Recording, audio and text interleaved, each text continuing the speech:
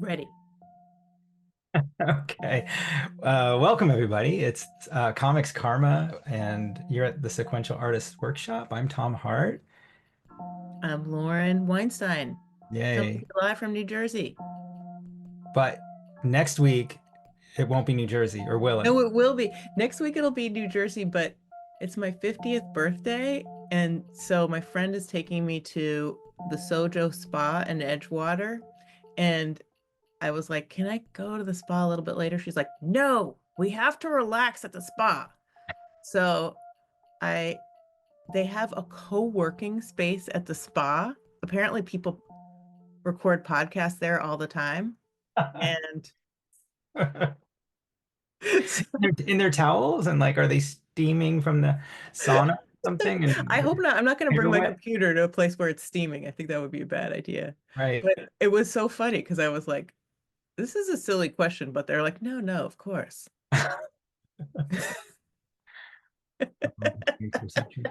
But wait, and the following week The you'll following week, you'll I'll be joining you from jolly, I guess, no, you don't, you say jolly old England. What do you say about Ireland? Do you say it's broke jolly too? broken. No, no, Broken I'm old sure you Ireland. don't say that about Ireland. I don't. No, I bet it's pretty glorious. Right. You Um, you slip into a fake Gaelic and you say words you can't really pronounce, and yeah, I can't you're wait like, to have, I'm gonna try out my fake Irish accent next week, 2 weeks from now. 2 weeks. Um, Well, how's your graphic novel going? oh, this week has been bad. I mean, it Um, hasn't been, I've had very little time to work this week. On Monday, I worked on it. I just penciled some stuff. But Tuesday, I have a graduate student at SVA. So I went and I saw her work. And then my friend wrote this short story, and it was like a bomb going off. And she gave me the short story to read at she only wanted to give it to me in print. So we went to a very fancy pastry store and had these incredible pastries while I read probably the saddest thing I've ever read in my life. And wow. it was such a strange disconnect. It had me sort of reeling. And then that night, I went to the book opening party for Kayla. Is it Kayla E? Kayla AE? She Kayla E is somebody who has a book out. I forget who Kayla that is. E, Precious Rubbish. Everybody's got to get it. Um, her talk was incredible. And it was strangely from the other side of writing about trauma. Uh, how do you get it out into the world and how are you okay with it and what boundaries do you have to make about it? And she was talking about all this stuff and she had a really interesting process for making work about her childhood, which sounded really difficult. And her book is excerpted in the New Yorker this week. So check it out. Precious Okay. Rubbish. And I think it's from Fantagraphics, right? Yeah, Fantagraphics. Yep. Oh, somebody's already putting it in the Yeah, chat. thank Okay. you. That's great. And she doesn't give her last name. Yeah, Interesting. Kayla E. Well, that's not unrelated to some of the things that Dusty No, it was was kind of a asking about. segue. Should we Yeah. just dig in? Okay, yeah, that's your natural segue. Okay, so we've got a guest questioner today, and it's Dusty McGowan. And Dusty, we are going to unmute you, and we're going to ask you to ask away. Hang on one second. There we go. You should be able to come on. Welcome, Dusty. Good morning. Hi. Hi, Tom. Hi, Lauren. Hey. Morning. Welcome to my office. I'm actually sitting in my therapist's office at work. And my boss is actually know I'm doing this, so that's good. Yeah. But yeah, welcome. This is what it looks like. And this is where I sit and see 7 to 8 clients a day. So, This yeah. is a reversal. We were talking about how this felt like comics therapy, but now you're Yeah. the therapist, so maybe we should just settle in and ask you some questions, tell you how we're doing. As long as you have your check for the session now. I'm kidding. Yeah. No, I'm actually very excited to have someone else ask me some questions for once. So yeah, happy to be here.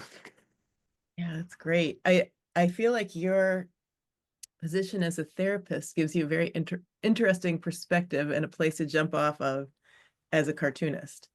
Mm, Right. definitely. I mean, the thing I love about cartooning and I think about art in general is whenever I do it for myself or whenever I suggest that a client does something like what I do, it takes us out of the intellect. So it's Mm. not just talking and talking and talking and rehashing the same thing. It's like, no, let's visualize it. Let's see what's actually going on and what it looks like. So I try to practice what I preach too. So it's another reason why I'm here.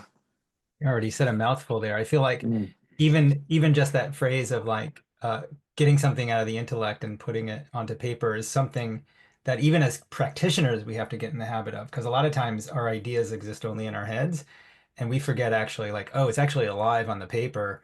But that uh and the first thing we need to do is get it out of the head and onto the paper and then respond to it. But that's not even what we're here to talk about, I don't think. But maybe it's a good Oh, answer. okay. Yeah. Yeah. But your question was more about how do you put together all of these different parts that are coming up, right? Something like that. You want to ask that? Yeah, I think the easiest way to do this is to give you guys some context. So I'm gonna reverse my camera. I know that Tom's Oh, already seen this, but yeah, basically, this is an outline for some kind of graphic memoir. I don't know yet what it's gonna look like. But yeah, the question was basically, it came about because I was trying to find one of my favorite childhood toys, which was this very specific memory of a toy robot I had as a kid. And it's ironic because I can't find any evidence that it ever actually existed, except inside my memory. So then it sent me down a rabbit hole about how much do we trust memory and how much do we say what's happened to us in life is real or imagined or colored by our perception of what life is now. So that was part one. And then the second part of the question, I think, was like, that's a really intellectual idea. How can I make it funny or like humorous? So it's not just heavy, heavy, heavy. So you're showing I'm us, just floored. This is just, I think about this stuff all the time. Yeah. And I love this graphic so much. It has to be, we have to all see this. I want to describe the graphic for our Yeah. listener, and then you can go, Lauren. So what we're looking at is a drawing of a robot. It says, and the robot is very boxy, very square, rectangular. There's really no round parts, and it says rebuilding Max, the Frankenstein monster of memory. And it's got a lot of diagrammatic things pointing to various parts, the origin of the memory. Giving myself permission to speak is pointing to the mouth. Building the head, dash, memory might not be real, but emotions are real, and things like that. So, and just to clarify, you're saying that you have a memory of a toy that looked like this, but you can find no evidence of it in reality? That's exactly it. I mean, I know I had this very specific toy, and I remember playing with it. It was like a life-size robot. It had a remote control. Life size. Yeah, well, I mean, Life it's size? yeah, it was like the size of R2D2. If you can imagine, R2D2 is like a real robot. So, and it was hilarious because it was always breaking down. My dad and I were always trying to fix it, but yeah, it was through a company called Service Merchandise, and I could not find anything that online that this actually existed. Like it's not on eBay. I did the deepest Google search I could do, and I couldn't find it. So yeah, that's Oh, it. Brought up a lot of questions about yeah, how much do I trust my own memory? well, can you just make a comic about that? Because I mean, I think that's part of it. Yeah, I'd like to. because I just think that having distinct memories, especially that it's not just you did this with your dad, Mm-hmm. and maybe your dad has a memory of it too. I don't know. It, but that you worked on this thing together and maybe it doesn't even exist. I mean, that's the most like poignant memory of childhood that you could ever, like, what an incredible metaphor. Yeah. Yeah, it gets me emotionally when I think about it. It's like, wow. Yeah, yeah, absolutely. Yeah. What, Lauren, what kind of memories do you distrust about the comics you're working on? Oh, most of them at this point. Um, you know, I have the primary source material, which are my high school journals. Mm. Um, and so some stuff is written there, but since I've been working on this book for so long, especially when I start to commit things to the page, I feel like as soon as the pen hits the page, the memory changes. But then there's also a thing of trying to visualize the architecture of a space Mm. and then feeling really like you were transported there.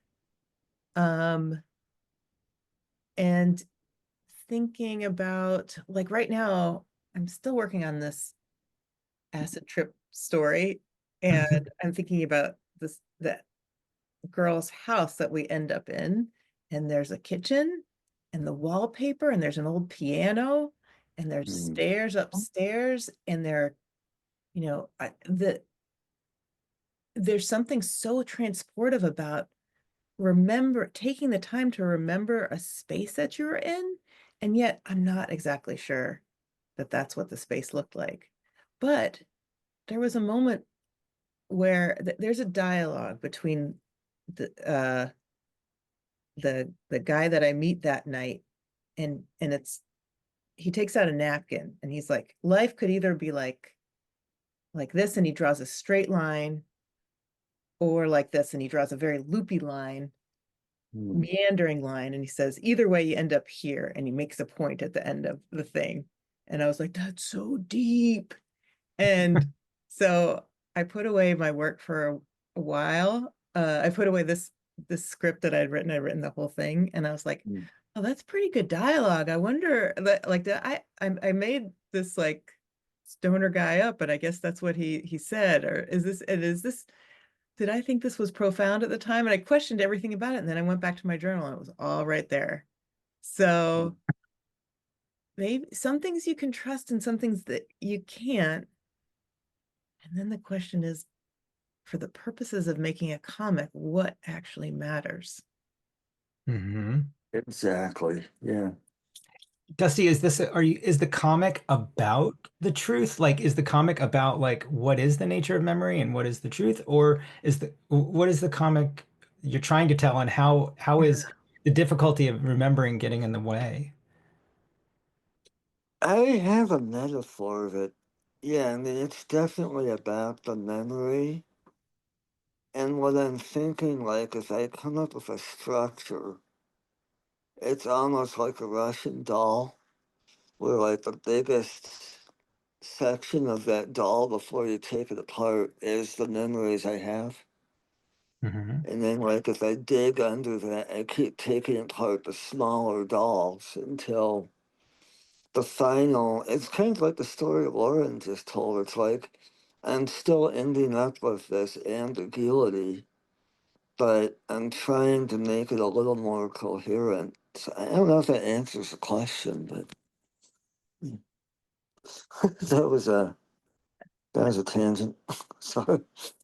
But see, I'm struck by all of your tangents because they're so Mm. poetic. Mhm. Like Oh, the thank Russian you. doll tangent with all these memories, and what is the core? And even that is a challenge. That's an artistic challenge.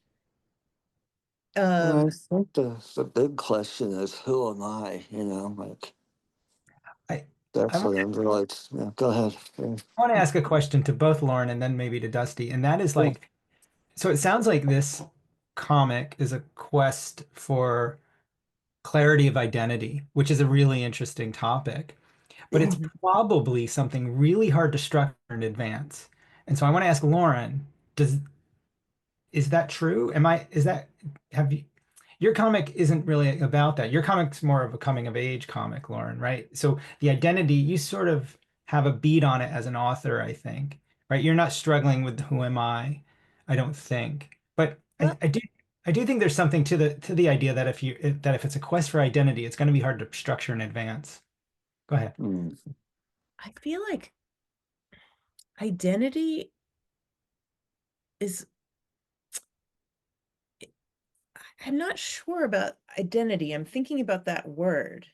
And I guess I want to tease that word apart a little bit, like, because for me, and I might be wrong about this, but identity feels like you're trying to pin down something that could be very fluid, and why even worry about identity?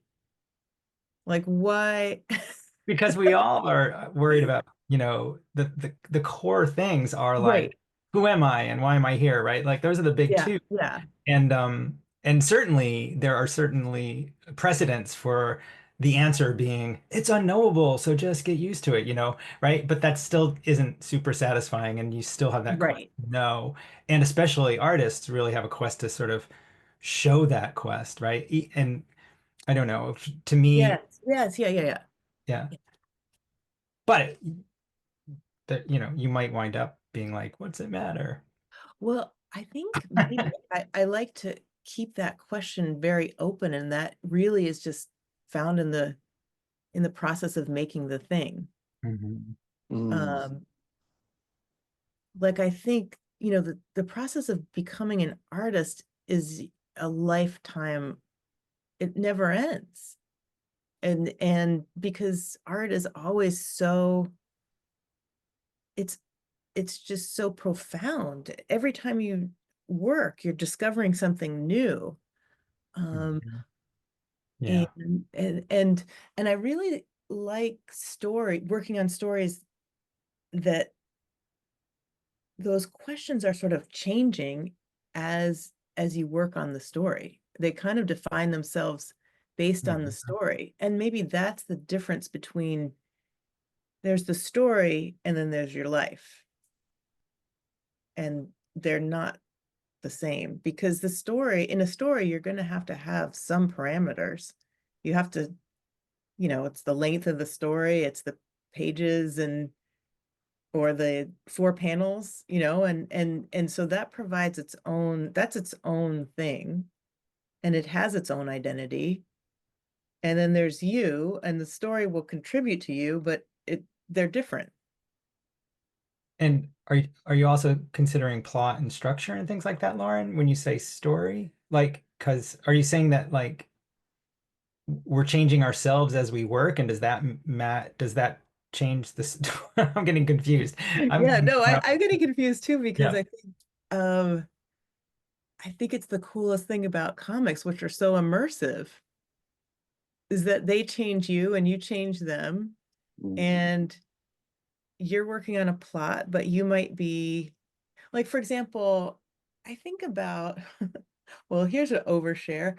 This week s- I just went on Adderall. I just started taking medicine for ADHD. Like, and I just seriously got diagnosed with it after many, many years. And I am looking back and looking at my whole life under that, okay, that's why I probably did that. Like, but Bad. also had Did you do support. bad things, but I mean, because I look No, at your career and I'm like, I'm so glad Lauren did that thing. But if you're saying, oh, I did that because I had ADHD, not in a bad way at all. okay. Like, oh, I've always had like five different things going on at once. Like, and I've had support and I've thrived under that, but sometimes it becomes a little oppressive. And so why not see if medication helps, so,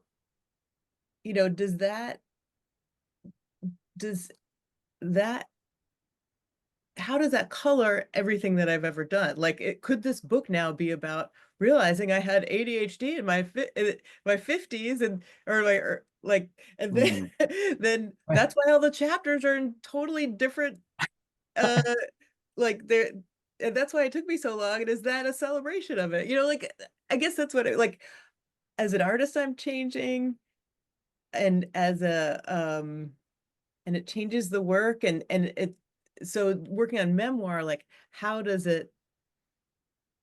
having a teenage daughter affect the work that I'm doing about being a teenager? Some of the work I didn't see until she was coming of age. I could see myself in her, but I also could see that I was different. All these things provide new perspective and parameters for And work. And then, but yes, in terms of there's this, what I love about comics is that they're finite. You have to commit, you have to draw that speech bubble, and you have to scan it in, and it has to go out to the public. And so there are parameters there. Uh, but the way that we see the work and the way that we make the work is always changing, I think. I don't know, what is the point of putting parameters around that? I don't know. There probably is. What do you guys think? Dusty, Dusty, yeah, Dusty, what do you think? Dusty, are you having problems like getting started or and structuring it ahead of time, or is it more like things are coming up as you work? I think my issue right now is like there's the old question about how do you eat an elephant one bite at a time. Like, Right. I Yeah. think I'm trying to figure out kind of like I loved Lauren's story about Adderall because it's exactly what this process is. It's like I'm looking back my whole life through this one specific memory and trying to figure out how it's impacted me to where I'm at today. And like you said, that's a really difficult thing to structure. It's a Hmm. difficult thing to like decide how it's going to be put together. So that's my concern. It's like it's such an intellectual idea. It's like this cloud above my head, and how do I grab onto that cloud I I'm and pretty sure make it I'm something?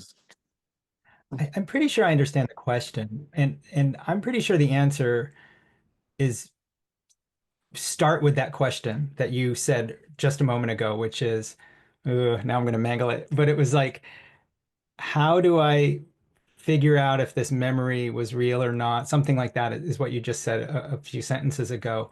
But like, Hmm, don't answer the question before starting. Start with the question. Oh yeah, And exactly. That's and great. Yeah. answer that Yeah. question on the page. right, Mm. slow piece by piece. You won't answer it soon. And chapter two will be a different variation on chapter on the question than chapter one, presumably. And new parts of the question will emerge and things like that. I think. I think Dusty, that's how perfect. Yeah. how do you like how do you work? Do you have like a big pad in front of you, or like how would you start to structure this? Like if you're sitting down. I wish I had brought my sketchbook to work. I could show you guys. Yeah, it's Well, I've always a been, sketchbook, yeah. and it's always like pen and paper. And yeah, I mean, I usually do start out with a question like, what is this going to be about? What is my intellectual take on it? What's my emotional take on it? And then part three is usually like, yeah, but is it funny? Does it make me laugh? So Right. that's And part kind of three, how that I sounds do like that. the editor brain is kind of kicking in there. You're like trying Mhm. to sculpt it a little bit. Um, It's like, I mean, that sounds like a great method. That's the way to do Yeah. it. Yeah, I think you just have to, it's really hard. I think it's really hard to get used to uncertainty being the end point over and over and over again. Yes. Like, but if you sit down to work and you know you're working on that question and that you know at the end of the day you're not going to be much closer to, to the answer to that question, it's hard. It might be hard to manage, but I think it's totally the right way to go. And you just have to sort of get used to like, okay, today's another day where I'm going to like play around with this uncertainty and I'm going to let this uncertainty be bizarre in front of me and hopefully funny because we like it to be funny. And then I got to go through it again tomorrow, but one day at a time. Maybe don't think about tomorrow. But I do think as you start to add up pages and if you stay focused on that question of like, was this real?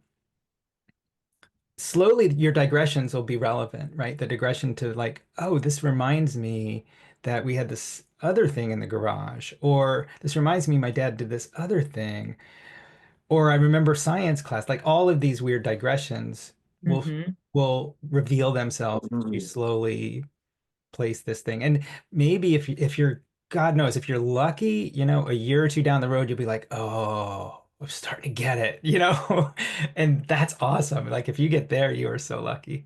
But I also have to say That's that I've been peeking at your Instagram and your uh-oh. work is amazing. Thank And you. and I love how all these thoughts are exploding. And then sometimes, you have very clear four-panel thoughts, but like this robot sketch in itself is really good art. And so I think, I mean, I feel like this is something that therapists say to patients all the time, but just like give yourself a break. Like like you don't have to know it. You're gonna find out whatever like, and in fact, it's more fun if you don't. Right. I mean, And we need answers as humans. We desperately need them, but also it's fun to be on that quest, I think. Right? yeah, and I think there's something about I've worked with survivors of domestic violence doing comics with them, and and I'm not an Mhm. art therapist, and I wish that I had more training in this regard, but I have seen that amazing thing between the brain working between words and pictures and how that sort of helps process things, process memory. And I wish there was more data on this. Like I want to read the science on this, but it seems like it does something very distinct and very special to memories. Um, and but but then what you end up with is something else. And whatever that Mhm. other thing is that's the art. It's not necessarily you. It's art, you know? Yeah. And it's a gift to you and the readers, Yeah. usually. Yeah. I Mm. like that a lot. Yeah. There's a concept in therapy that it's called the unity of opposites, where if you take two wildly disparate things and link them together, it makes the third thing a new reality, and that's kind of what you're describing. That's kind of what I'm trying to do. I mean, I'm not going to answer this question about what was real or what was not. There's no way to do that. But kind of like what Tom said, we're starting with the question. I want to see where it goes. Mm. So could I we do, salute you on your journey. yeah. Send Thank you you. off. Be That brave. means I actually have to do this now? Oh, God. I know. I know. Do it in your lunch hour and your evenings and don't back off. Yeah, All you have right. an audience. Like I want to see where you go with this. Like these are all such profound and wonderful questions. Like, and yeah, Mm, like you can only answer them by that thing that um it's like Socratic, right? Like Hmm. Socratic method. Yeah. yeah, Yeah. uh, the synthesis of these things is the art.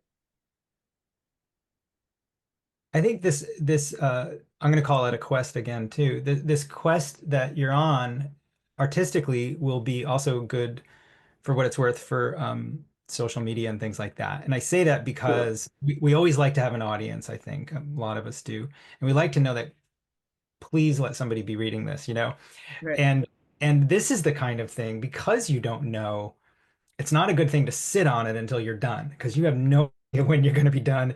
You know, it's not like you've got a final point in your brain. So it might be the Mm. kind of thing that it would be really nice to just do in a piece, post it in places that you know people are, and then do another piece. And slowly people will be following you on your quest. It will be like tracking you. Like, how's Dusty doing on that memory thing, you know, on that identity thing? Um, Yeah, yeah. Having some kind of parameters and some kind of, dare I say, deadlines. Deadlines force oh, the thing out, you know. Yes. And so some sort of deadline that feels comfortable for you mhm. of a portion. And maybe that's even like, I'm gonna work for 25 minutes, set my timer, something's gonna come out, and Yeah. maybe at something like that. It can begin like that. Yeah, Um, totally.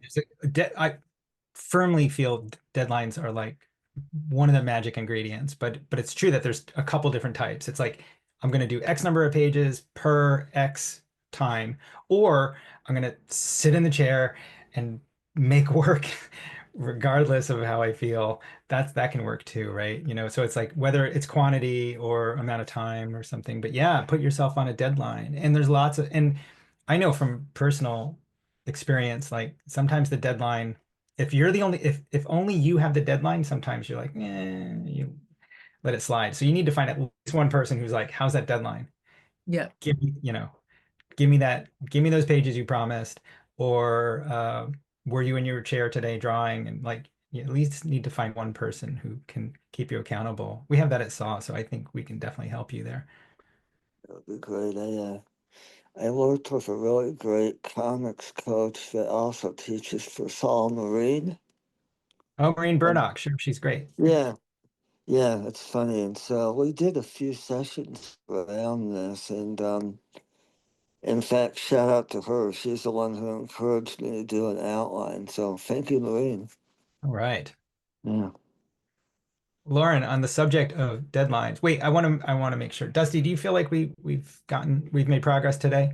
This was so helpful. Yeah, Okay. it's just, it's so good to know I'm not just living with this in my head now. So yeah, thank you guys. Yeah, we want to see it come out. We want to see it come out slowly. We're not like saying like finish all 300 pages right now. We want to make those first steps and let us see. Send us an email or a message or whatever and say here they are. That's Yeah, exactly why I wanted to do this. Yeah, thank you. yeah. There's Mm. one other part of the process that I think cannot be overlooked, which is some blind faith that what you're doing is important and makes sense and is worthwhile. And I Mhm. think there's like a fire that is burning inside of all of us artists that just says, yeah, like don't be discouraged about it. It is worth doing. And Mhm. and I think I want to stoke that fire. I mean, it's like all because when you talk about having these memories and all the metaphors are so evocative so quickly, you get to the core of things that it's so worthwhile to explore. Sometimes that blind faith you need to, at least I do. Sometimes you need other people again, like the accountability of the deadline. Sometimes you Yeah, need to find somebody you can cry to and say, "Tell me I'm not crazy." You right. know? Absolutely. Yeah. Yeah. Um, Well, that's good because I'm usually on the receiving end of that, so I'm happy to do it to someone else. So yeah, thank you guys. oh, it's so good to talk to a therapist in therapy terms. Thanks, Dusty. Thanks so much. This has been awesome. Yeah, thank you so much. This is This an honor. Yeah, thank you both. All right, the next client's here, so thank you. I'll see you soon. you can pay on the way out. Uh, wow, Lauren. Yeah, this is great. How do you feel about your work going forward? Are you in a better place now? Oh, I just, one of my greatest methods of working is the ass and chair method. And Yeah. I just need to have some more ass and chair time. Like today, right after today, I'm gonna go to Mark Newgarden's class at School of Visual Arts to give like a lecture. I Oh, won't get back until today. 4:30. I gotta pack. You know, like there's I know that in the next 2 weeks my work is gonna be a little, I just gotta seize the hours while I can.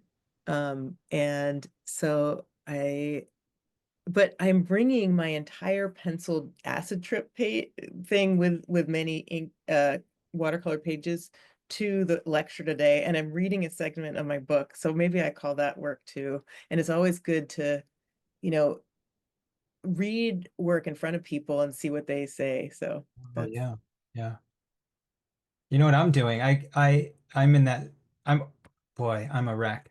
So I mean it's that blind faith thing actually, what you were talking about. I really have been lacking that in a big way lately because I can spin out ideas.